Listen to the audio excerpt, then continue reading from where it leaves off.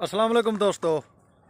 मुझे उम्मीद है आप तमाम भाई खैर खैरियत से होंगे और आपका शौक़ भी अल्लाह पाक के कलम फजल करम से अच्छा चल रहा होगा। काफ़ी सारे दोस्त जो है ना इस मौसम के अंदर, क्योंकि तैयारियों का मौसम है और जो है ना क्योंकि सीज़न भी ऐसा चल रहा है, नए पट्ठे हो गए, बड़े मुर्गे हो गए, वो मोस्टली चेक हो रहे हैं और उनके अंदर जो मसाइल आ रहे हैं उनमें से एक अहम मसला पट्ठों की कमज़ोरी का है कि 2 से 3 मिनट के बाद मुर्गे पट्ठे वो अपने पाँव से गिरना शुरू हो जाते हैं, टांगें उनकी कांपना शुरू हो जाती हैं, या फिर बाज़ औक़ात ऐसा होता है कि बुखार वगैरह होता है पट्ठों को या मुर्गों को या मुर्गियों को। आप उसका ट्रीटमेंट वगैरह करते हैं, लेकिन उस बीमारी के अंदर जो है ना मुर्गे मुर्गियाँ जो है ना वो फिर अपनी टांगों से बैठ जाती हैं, लेकिन बाकी रिकवर हो जाती हैं, यानी बुखार उतर जाता है, बच जाती हैं, लेकिन वो टांगों से फिर मुस्तकिल तौर पर मफलूज होकर बैठ जाती हैं और फिर जो है ना उठने के चलने फिरने के काबिल नहीं रहती। तो आज हम इस टॉपिक को कवर करने की कोशिश करेंगे। तो सबसे पहले जो दोस्त हमारे चैनल के ऊपर नए आए हैं वो हमारे चैनल को सब्सक्राइब कर लें और आपने बेल आइकन ज़रूर क्लिक करनी है ताकि हमारी हर नई आने वाली वीडियो, हर नई इन्फॉर्मेशन आपको वक्त पर मिले और आप कोई भी इन्फॉर्मेशन मिस ना कर सकें। तो अभी आते हैं हम अपने टॉपिक की तरफ। पहले नंबर पर देखें जी, जो तैयारी के अंदर लगे होते हैं, क्योंकि दोनों का ट्रीटमेंट मिलता जुलता है। जो मुर्गे तैयारी के दौरान जब उनको चेक किया जाता है वो गिरना शुरू हो जाएं, और जो मुर्गे जो है ना वैसे ही बीमारी के दौरान टांगों से मफलूज हो जाए, इन दोनों का ट्रीटमेंट क्योंकि मिलता जुलता है, तो इस वजह से मैंने सोचा कि दोनों टॉपिक को मैं एक ही वीडियो के अंदर कवर करके आप दोस्तों को दोनों का इलाज जो है ना वो बता दूं, ताकि आप जो है ना समझ सकें और इसका बर वक्त इलाज कर सकें।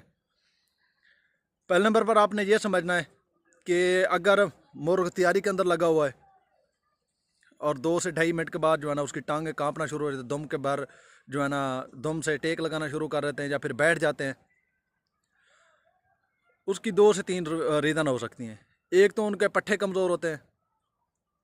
दूसरे नंबर पर उनकी वैसी प्रैक्टिस नहीं होती, ये वजह हो सकती है, और तीसरे नंबर कमज़ोरी हो सकती है जिस्मानी। तो उसके लिए आपने करना इस तरह है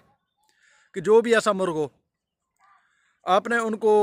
इंड्राप डी या फिर इंड्राप डी भी आप ना लें, विटामिन D3 हो गया,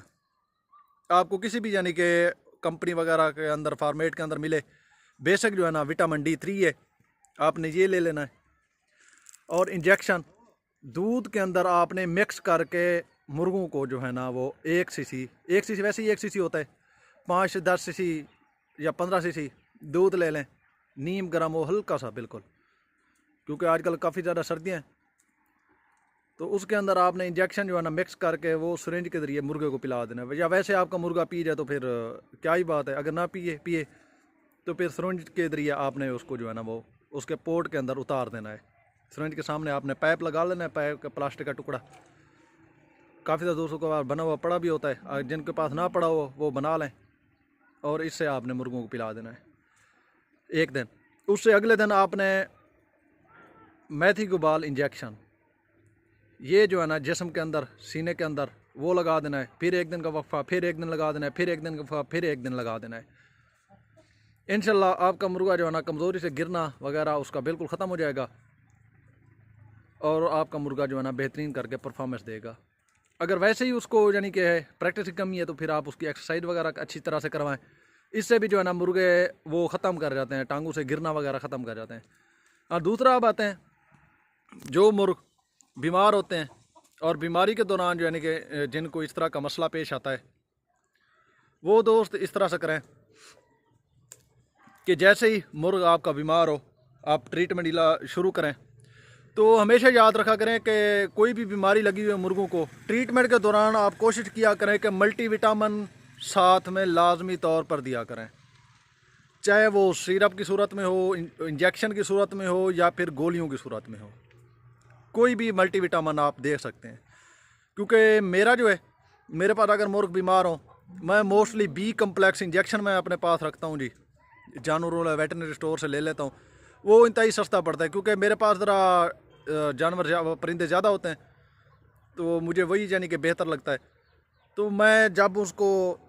ट्रीटमेंट करता हूँ मेडिसन के साथ,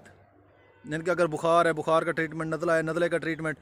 या फिर जो भी बीमारी लगी हुई है उसके ट्रीटमेंट के साथ जो है ना 1 सीसी मैं ये जो है ना ये बी कम्प्लेक्स ये मैं उनको लाजमी तौर पर अपने मुर्गों को देता हूँ, यूज़ करवाता हूँ जी, ताकि एक तो उनकी रिकवरी जल्दी हो जाती है बी कम्प्लेक्स से इस्तेमाल से, परिंदे कमज़ोर नहीं होते, जिसामत उनकी बेहतर रहती है। और दूसरा, अगर इससे भी काम ना बने तो कोशिश किया करें कि नैरो बयान 1 सीसी रोज़ लगाया करें। ये उस सूरत में जब आपके मुर्गे की ट्रीटमेंट चल रहा है, ये उस सूरत में नहीं है जब मुर्गा बैठ गया है। बैठ जाने वाले मुर्गे का मैं अलग से ट्रीटमेंट आप दोस्तों को बता देता हूँ। ये साथ में लगाएं तो इंशाल्लाह आपका परिंदा जो है ना कमज़ोर नहीं होगा, टांगों से नहीं बैठेगा। हाँ, जो मुर्गे बैठ गए, जिनके टांगें बिल्कुल मफलूज हो गई हैं, बिल्कुल घुटनों से रह गए, ये मेरा कामयाब और तजर्बाशुदा है एक फार्मूला आप दोस्तों को बता रहा हूँ कि आपने इस तरह से करना है कि इंड्राप डी का एक इंजेक्शन ये आपने पिला देना है एक मुर्गे को, और मेथी गुबाल रोज़ाना 3 दिन मुसलसल आपने इंजेक्शन जो है ना मेथी गुबाल का वो लगाना है जिस्म सीने के अंदर। और उसके बाद चौथे दिन से आपने इंटेज डी के नाम से गोलियां मिलेंगी, वो आपने एक दिन एक गोली देनी है, एक दिन वफ़ा करना है, फिर एक गोली देनी है। ये तकरीबन आप 8 दिन तक जारी रखेंगे। 8वें दिन तक इंशाल्लाह आपका मुर्गा चाहे जितना भी यानी कि कमज़ोर होकर बैठा हो वो अपने टांगों से खड़ा हो जाएगा। अगर फिर भी आपको लगे कोई कमज़ोरी बाकी है तो फिर आप जो है ना इसी तरह दूसरा बार रिपीट करेंगे यही सिचुएशन 8 दिन के बाद, यानी कि 8 दिन गुजर जाने के बाद फिर आप इंड्राप डी या फिर विटामिन D3 ये इंजेक्शन आप मुर्गे को पिलाएंगे। और फिर मुसलसल 3 दिन जो है ना आप मुर्गे को साथ में मेथी गुबाल का इंजेक्शन लगाएंगे। मेरे पास 3 पट्टे ऐसे हुए थे और तीनों ही तकरीबन समझ लें कि 4 से 5 दिन के अंदर ही अल्हम्दुलिल्लाह बिल्कुल फिट हो गए थे और मुझे किसी दूसरी यानी कि मेडिसिन की ज़रूरत नहीं पड़ी थी। और जिस तरह उनकी पहले नॉर्मल रूटीन थी वो उसी नॉर्मल रूटीन के अंदर ही आ गए थे। तो इस वजह से मैंने सोचा आप दोस्तों को भी जो है ना वो ट्रीटमेंट बता दूं ताकि आप दोस्तों का भी भला हो। मुझे उम्मीद है आप दोस्तों को हमारी ये वीडियो पसंद आई होगी। जिन दोस्तों को हमारी ये वीडियो पसंद आए आपने वीडियो हमारी लाइक ज़रूर करनी है, कमेंट्स के अंदर आप अपने ख्यालात का इजहार कर सकते हैं। तो इंशाल्लाह मिलते हैं एक नई वीडियो के साथ, कुछ नई मालूमात के साथ। तब तक के लिए वस्सलाम।